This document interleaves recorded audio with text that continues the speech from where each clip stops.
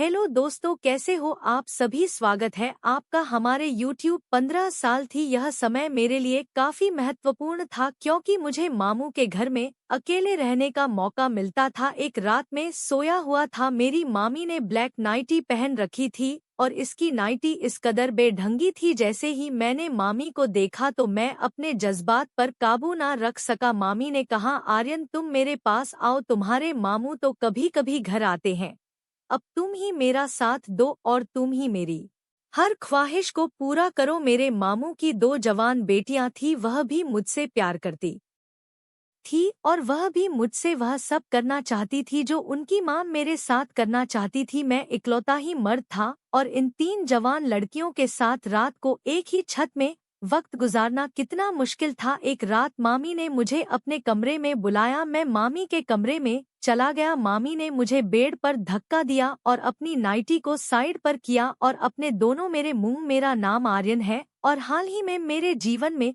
कुछ ऐसा हुआ जिसने मेरी सोच समझ और भावनाओं को पूरी तरह बदल कर रख दिया। यह कहानी मामू के घर से शुरू होती है। मामू ने हाल ही में अपनी नौकरी बदली थी। इस नई नौकरी में उनका शेड्यूल पूरी तरह बदल गया था। अब उनकी रात की शिफ्ट लगने लगी थी, क्योंकि मामू को रात भर घर से बाहर रहना पड़ता था, तो मामी और उनकी बेटियों के साथ रहने की जिम्मेदारी मुझ पर आ गई। इससे पहले मैं मामी के घर पर बहुत कम जाया करता था। जब भी जाता तो घर का माहौल मेरे लिए थोड़ा अजनबी और अलग सा लगता। यह घर मेरे अपने घर जैसा नहीं था। यहाँ का हर कोना, हर दीवार और हर शख्स मेरे लिए एक पहेली की तरह था। मामी बेहद स्नेही और सुलझी हुई महिला थी, वे हमेशा मुझे अच्छे से रखती, लेकिन घर के बाकी माहौल में एक अनकही चुप्पी थी। उनके घर में कोई और लड़का नहीं था, इसलिए मेरी वहाँ किसी से दो नहीं हो पाती। मामी की 2 बेटियां थी, आयुषी और नेहा। दोनों बहनें आपस में बहुत जुड़ी हुई थी। आयुषी और नेहा का रहन सहन और आदतें बाकी परिवार से बिल्कुल अलग थी। उनका जीवन बहुत ही सीमित और अकेला था। वे अक्सर अपने कमरे में बंद रहती थी। मैंने उन्हें कभी परिवार के फंक्शन या शादी विवाह में भाग लेते हुए नहीं देखा। एक बार मामी से मैंने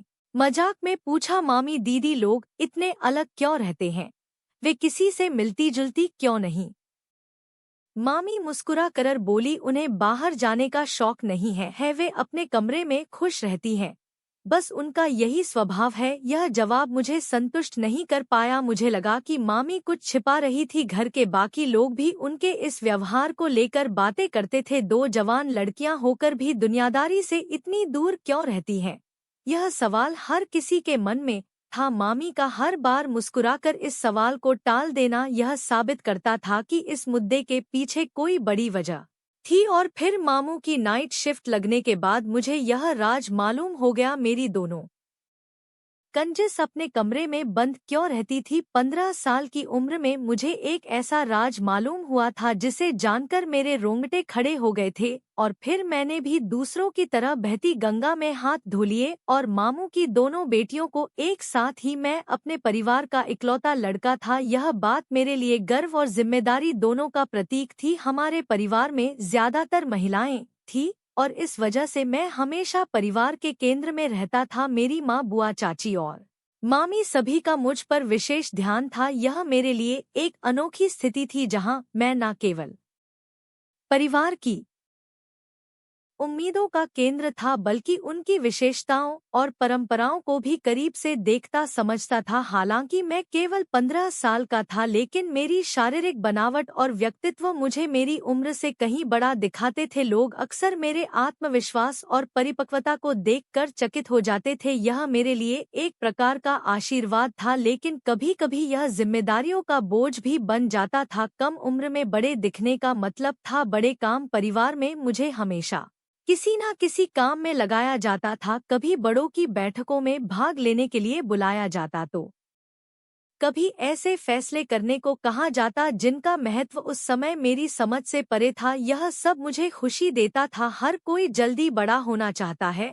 और मैं भी इसका अपवाद नहीं था। मुझे लगता था कि बड़े काम करने से मैं और अधिक सम्मान अर्जित कर सकता हूँ। मामू हमारे परिवार के एकमात्र पुरुष सदस्य थे जो हमेशा हर चीज का ध्यान रखते थे, लेकिन जब उन्हें एक नई नौकरी मिली तो उनका शेड्यूल पूरी तरह बदल गया। अब उनकी नाइट शिफ्ट लगने लगी थी। मामू ने मुझ पर भरोसा जताया और घर की देखभाल की जिम्मेदारी मेरे कंधों पर डाल दी। यह एक बड़ा सम्मान था, लेकिन साथ ही मेरे लिए एक नई चुनौती भी। एक दिन मामू हमारे घर मिठाई का डिब्बा लेकर आए। उनकी खुशी उनके चेहरे से झलक रही थी। जैसे ही वे घर के अंदर आए, उन्होंने बड़ी गर्मजोशी से सभी को मिठाई बांटी और कहा, अब मेरी नौकरी पक्की हो गई है। परिवार के सभी लोग उन्हें बधाई देने लगे। उनकी खुशी को देखकर मैं भी बेहद उत्साहित था, लेकिन इसके साथ उन्होंने एक नई बात बताई जिसने मेरी जिंदगी का रुख बदल दिया। मामू ने कहा, अब मेरी नाइट शिफ्ट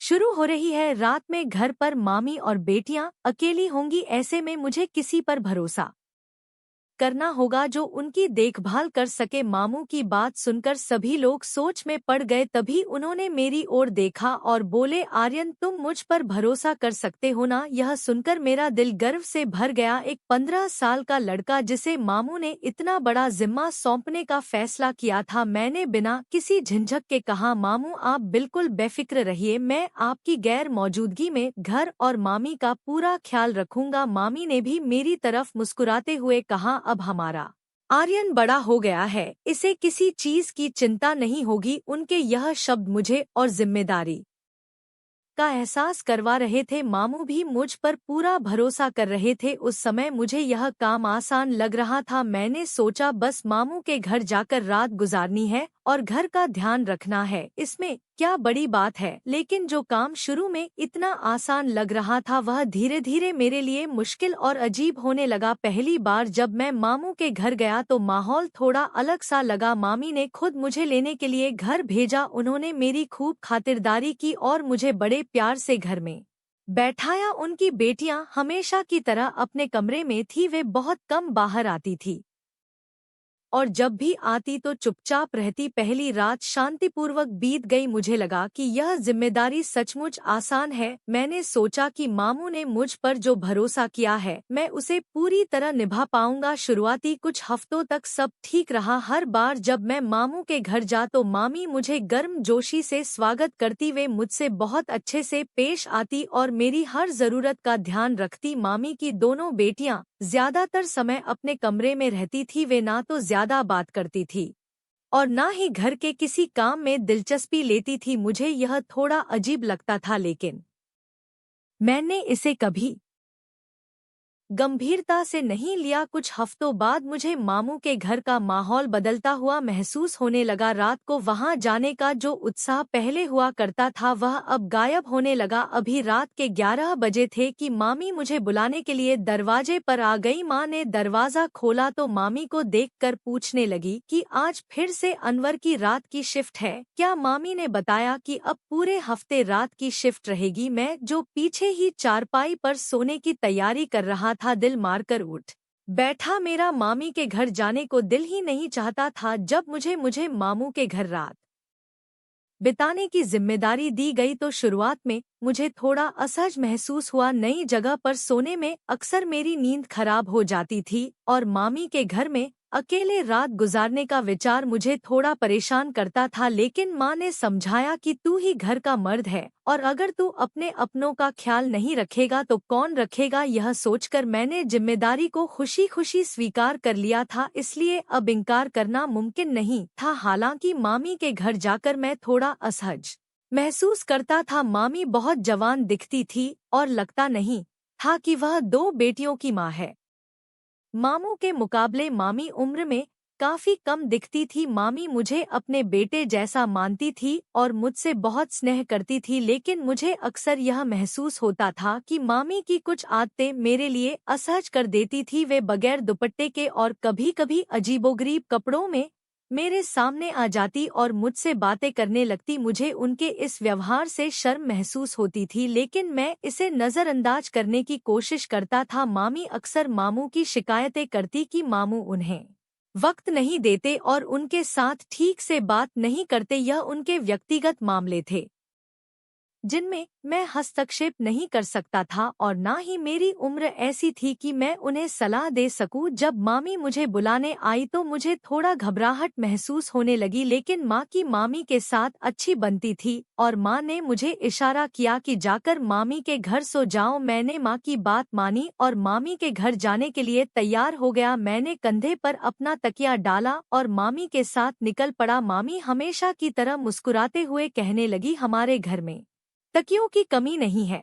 जो तू अपना तकिया साथ लेकर आता है, तेरे मामू तो चले जाते हैं उनकी जगह, और तकिया भी खाली रहता है। मैंने मुस्कुराते हुए मामी को जवाब दिया, मुझे दूसरे तकिए पर नींद नहीं आती। मामी का घर पिछली गली में था और इसलिए मैं हमेशा अपना तकिया लेकर जाता था, लेकिन मामी के घर पर मुझे फिर भी नींद नहीं आती थी। वहाँ के माहौल में कुछ ऐसा था जो मुझे सोने नहीं देता था। मामी की दो जवान बेटियां जो मेरी ही उम्र की थी और अब धीरे धीरे बड़ी हो रही थी, अपने कमरे में सोती थी। एक रात जब मैं मामू के घर पर था, मैंने उनकी बेटियों के कमरे से कुछ अजीब आवाजें सुनी। यह आवाजें मुझे सोने नहीं देती थी और मैं इस सोच में डूब गया कि इन आवाजों के पीछे क्या कारण हो सकता है, लेकिन जिस किस्म की वह आवाज थी मैं इन्हें सुनकर हैरान रह जाता। मामू के घर पर रातें मेरे लिए अजीब और असहज होती। मामी हमेशा कुछ देर मुझसे बातें करती, फिर अपने कमरे में सोने चली जाती। उनकी बेटियां अपने कमरे में बंद हो जाती और मैं हॉल में अकेला रह जाता। सारा वक्त मैं बेचैनी से इधर उधर टहल रहता। कभी कभी उनके कमरे से कुछ आवाजें आती जो मेरे मन को विचलित कर देती। यह आवाजें इतनी अजीब होती कि मेरे अंदर एक अजीब सा एहसास होने लगता, मानो कुछ गलत हो रहा हो। इन आवाजों के पीछे की असलियत जानने की मेरी उत्सुकता बढ़ने लगी, लेकिन मैं यह भी जानता था कि दूसरों की निजता का सम्मान करना आवश्यक है। इसलिए मैंने अपने सवालों को अपने मन में ही रखा और मामी या उनकी बे से इस बारे में बात नहीं की। सच कहूँ तो मामी के घर का माहौल मुझे बहुत असहज महसूस कराता था। मेरे अपने घर में माँ ने मेरी छोटी बहन को बचपन से ही शालीनता और मर्यादा का पाठ पढ़ाया था। मेरी बहन मेरे सामने भी बिना दुपट्टे के नहीं आती थी और यह उसके लिए एक सामान्य बात थी, लेकिन मामी की बेटियां इस बात की बिल्कुल भी परवाह नहीं करती थी। वे अक्सर बिना दुपट्टे के ही घर में घूमती और उनके पहनावे भी अक्सर मुझे उलझन में डाल देते। आधी रात को जब वे पानी पीने के लिए बाहर आती तो उनके कपड़े अजीबोगरीब होते। मुझे यह सब देखकर अजीब सा महसूस होता और मुझे समझ में नहीं आता था कि उनके इस व्यवहार के बारे में क्या सोचूं। ऐसे समय में जब वे मुझसे बातें करने के लिए रुकती तो मैं खुद को सोता हुआ दिखाने की कोशिश करता। मैं आंखें बंद कर लेता ताकि वे मेरे पास रुककर बातें ना करें। जब मैं जवान हो रहा था, मेरे दिल में भी कई तरह की भावनाएं उमड़ रही थी। मामी की बेटियों को देखकर मेरे मन में कई विचार आते जो कि मेरे लिए स्वाभाविक थे। यह उम्र ही ऐसी होती है जब इंसान के दिल और दिमाग में कई तरह की भावनाएं जन्म लेती हैं।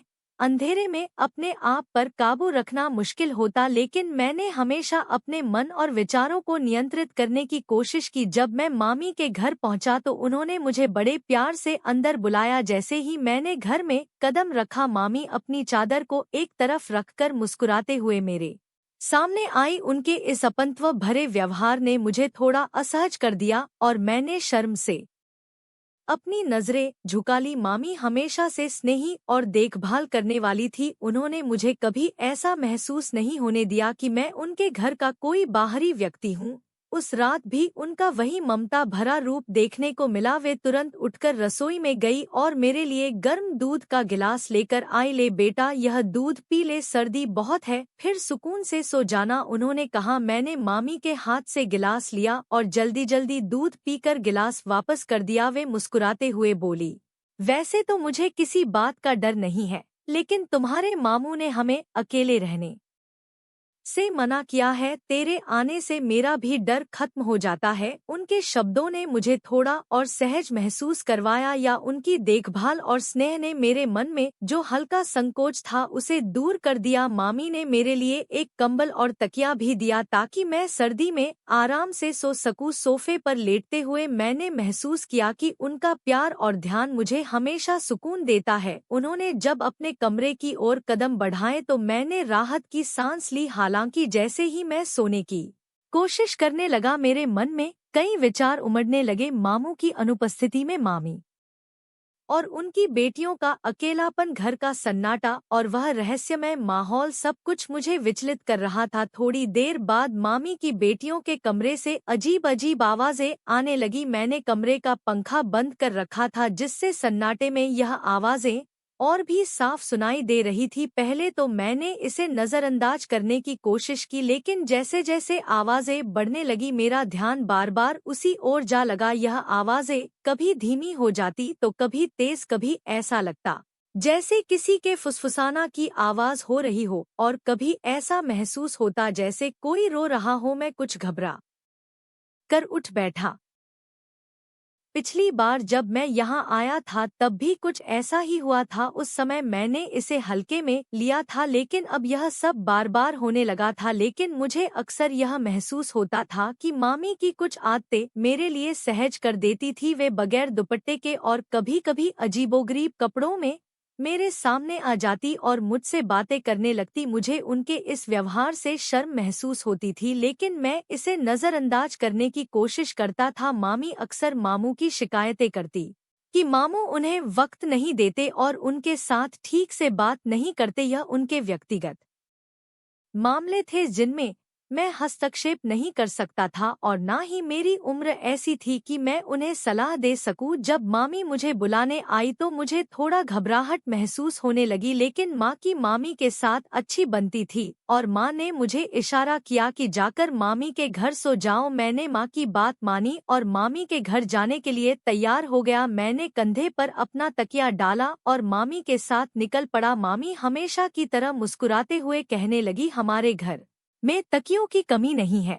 जो तू अपना तकी साथ लेकर आता है, तेरे मामू तो चले जाते हैं, उनकी जगह और तकिया भी खाली रहता है। मैंने मुस्कुराते हुए मामी को जवाब दिया, मुझे दूसरे तकिए पर नींद नहीं आती। मामी का घर पिछली गली में था और इसलिए मैं हमेशा अपना तकिया लेकर जाता था, लेकिन मामी के घर पर मुझे फिर भी नींद नहीं आती थी। वहाँ के माहौल में कुछ ऐसा था जो मुझे सोने नहीं देता था। मामी की दो जवान बेटियां जो मेरी ही उम्र की थी और अब धीरे धीरे बड़ी हो रही थी, अपने कमरे में सोती थी। एक रात जब मैं मामू के घर पर था, मैंने उनकी बेटियों के कमरे से कुछ अजीब आवाजें सुनी। यह आवाजें मुझे सोने नहीं देती थी और मैं इस सोच में डूब गया कि इन आवाजों के पीछे क्या कारण हो सकता है। लेकिन जिस किस्म की वह आवाज थी, मैं इन्हें सुनकर हैरान रह जाता। मामू के घर पर रातें मेरे लिए अजीब और असहज होती। मामी हमेशा कुछ देर मुझसे बातें करती, फिर अपने कमरे में सोने चली जाती। उनकी बेटियां अपने कमरे में बंद हो जाती और मैं हॉल में अकेला रह जाता। सारा वक्त मैं बेचैनी से इधर उधर टहल रहता। कभी कभी उनके कमरे से कुछ आवाजें आती जो मेरे मन को विचलित कर देती।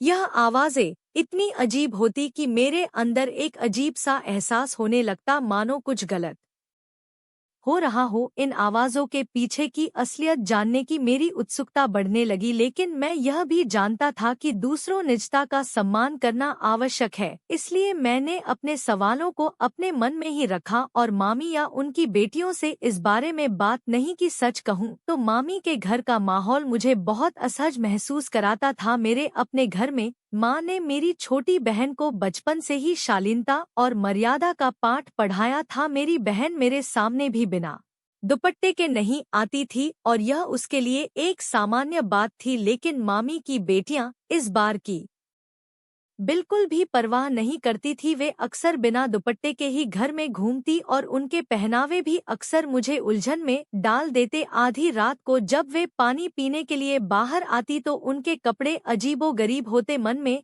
बेचैनी बढ़ने लगी, आखिर यह क्या हो सकता है? मैंने खुद से सवाल किया, दो जवान लड़कियां अपने कमरे में ऐसा क्या कर सकती हैं जिससे इतनी अजीब आवाजें आ रही हो? मैं अपने विचारों में उलझा हुआ था। क्या वे किसी परेशानी में थी या फिर यह उनका कोई निजी मामला था जिसे मैं समझ नहीं पा रहा था? अपने विचारों को शांत करने के लिए मैं कमरे में टहलने लगा। घर का सन्नाटा और उस कमरे से आती आवाजें मेरे दिमाग को और अधिक उलझा रही थी। टहलते टहलते मैं अनजाने में मामी की बेटियों के कमरे के दरवाजे के पास पहुंच गया। वहां पहुंचकर मेरे कदम अचानक रुक गए। कमरे के अंदर से आती आवाजें अब और भी साफ सुनाई देने लगी। आवाजें धीमी और अस्पष्ट थी, लेकिन उनमें कुछ ऐसा था जो मेरे मन को विचलित कर रहा था। मैंने ध्यान से सुना, ऐसा लग रहा था जैसे कमरे में कोई बातचीत हो रही हो, लेकिन शब्दों को समझ पाना मुश्किल था। एक पल के लिए मैं दरवाजे के पास रुका रहा। दिल की धड़कन तेज हो गई थी। घबराहट के मारे मैंने तुरंत पीछे हटने का फैसला किया। मेरे कदम लड़खड़ा गए और मैं तेजी से अपने सोफे की ओर लौट आया। इस स्थिति ने मुझे पूरी तरह असहज कर दिया। मेरा दिमाग बार बार उन्हीं आवाजों की तरफ लौट रहा था। आखिर वहाँ क्या हो रहा है, यह सवाल मेरे मन में बार बार गूंजने लगा। मैंने खुद से कहा, अब मुझे यहाँ आना बंद कर देना चाहिए। यह जगह और यह माहौल मुझे बिल्कुल अच्छा नहीं लग रहा। हालांकि मैं किसी नतीजे पर नहीं पहुंच पा रहा था। जो कुछ भी हो रहा था वह मेरे लिए ना तो सामान्य था और ही सहज। मैं जितना इसे नजरअंदाज करने की कोशिश करता, उतना ही मेरे मन में सवाल बढ़ते जाते। शाम का समय था। मामी ने मुझे बहुत प्यार और आदर से बुलाया था। मैंने भी सोचा कि कुछ दिन उनके साथ बिताना सही रहेगा। मामी के व्यवहार में हमेशा अपनापन झलकता था। उनका घर भी हमेशा शांति और सुकून से भरा हुआ लगता था। घर में सभी अपने अपने कामों में व्यस्त थे। मामी खाना बनाने में लगी थी और उनकी बेटियां हमेशा की तरह अपने कमरे में थी। खाना खाकर मैं सोफे पर सोने के लिए लेट गया। रात का समय होते ही घर में गहरी शांति छा गई, लेकिन इस सन्नाटे में भी मेरा मन शांत नहीं था। नींद कोसों दूर थी और मैं बार बार उन्हीं अजीब घटनाओं के बारे में सोच रहा था। कमरे में हल्की रोशनी थी और बाहर का सन्नाटा मेरे अंदर की बेचैनी को और बढ़ा रहा था। थोड़ी देर बाद मैंने देखा कि मामी की बेटियों के कमरे का दरवाजा खुला और उनकी बड़ी बेटी नेहा बाहर आई। जैसे ही उसने मुझे सोफे पर देखा, उसके चेहरे का रंग बदल गया। वह थोड़ा चौंकी और फिर मुझसे पूछने लगी, तुम अभी तक सोए क्यों नहीं हो? उसकी यह बात सुनकर मैंने उसे जवाब दिया, मुझे नींद नहीं आ रही। और तुम क्यों जाग रही हो? नेहा ने एक पल के लिए अचकचा हुए जवाब दिया, मैं तो बस पानी पीने के लिए आई थी, हम रात को जल्दी सो जाते हैं। उसके चेहरे पर स्पष्ट झूठ की छाया थी। यह देखकर मैं सोच में पड़ गया कि नेहा की बातों में कुछ सच्चाई नहीं थी। मामी ने जब मुझे दूध का गिलास दिया था, मैंने देखा कि नेहा और उसकी छोटी बहन दोनों अपने कमरे में पानी का जग और गिलास लेकर गई थी। फिर भी नेहा ने किचन में जाकर क्यों समय बिताया, यह सवाल मेरे मन में उभरने लगा। मेरे लिए यह आश्चर्यजनक था कि नेहा ने किचन में जाकर पानी नहीं पिया था। इसके बजाय वह किचन के अंदर गई और कुछ समय बाद वहां से बाहर आई। उसके हाथ में एक छोटी सी चीज थी। जिसे उसने देखा कि मैं उसकी ओर देख रहा था तो उसने जल्दी से अपना हाथ पीछे कर लिया। यह सब देखकर मेरे मन में एक सवाल उठने लगा कि नेहा वास्तव में क्या छुपा रही थी। जब नेहा ने देख कि मैं उसकी गतिविधियों पर ध्यान दे रहा हूँ, तो उसने अपनी हरकतों को छुपाने की पूरी कोशिश की। यह देखकर मैंने सोचा कि क्या वह कुछ ऐसा कर रही थी जिसे वह मुझसे छुपाना चाहती थी। उसकी बातें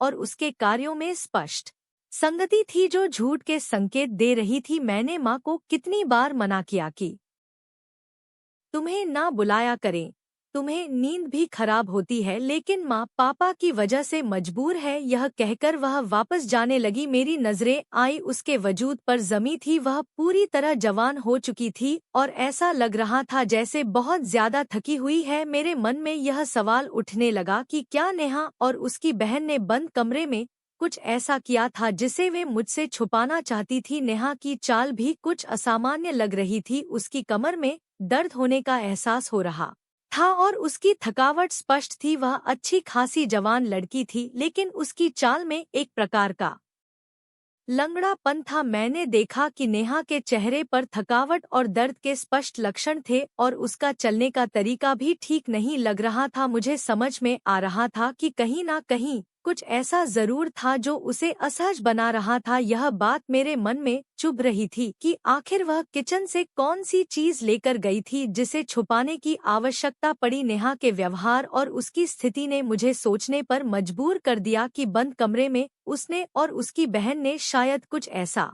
किया था जिससे उसकी हालत ऐसी हो गई थी। मामी को अपने बेटियों पर नजर रखने की जरूरत थी। मैंने यही सोचते हुए रात गुजारी। सुबह के वक्त जैसे ही मामू लौटे मैं भी अपना तकिया उठाकर वापस अपने घर चला आया और नींद से बेहाल होने की वजह से लेटते ही सो गया। सुबह के वक्त माँ ने मुझे उठाया और गुस्सा करने लगी, यह सोने का कौन सा वक्त है। मैंने गुस्से से माँ को कहा कि सारी रात मुझे मामू के घर नींद नहीं आती, मैं खुद परेशान हो गया हूँ। मेरी बात सुनकर माँ कहने लगी कि मामी का घर कौन सा गैरों का घर है, तेरा अपना ही घर है, सुकून से सो जाया करो। तेरी मामी तो वैसे ही तेरा इतना ख्याल रखती है। मुझे मामी के घर जाने का अब मन नहीं कर रहा था। मैंने माँ से कहा वह तो ठीक है, लेकिन मेरा अब वहाँ जाने का दिल नहीं करता, तू ही चली जाया करो। माँ ने मेरी बात सुनकर गुस्से से कहा, मैं खुद एक औरत हूँ, वहाँ जाकर उनकी हिफाजत कौन करेगा? क्या मैं उनकी समस्याओं को संभालने के लिए वहाँ जाऊंगी? मुझे पता था कि माँ से बहस का कोई फायदा नहीं है, इसलिए मैं खामोश हो गया। अब मेरे पास केवल 6 दिन और थे और मुझे किसी न किसी तरीके से वहाँ जाकर रातें गुजारनी थी। पहले जब मैं मामी के घर आता था तब गर्मी का मौसम था और पंखा हमेशा चलता रहता था, जिसके कारण कमरे में सर्दी का एहसास नहीं था।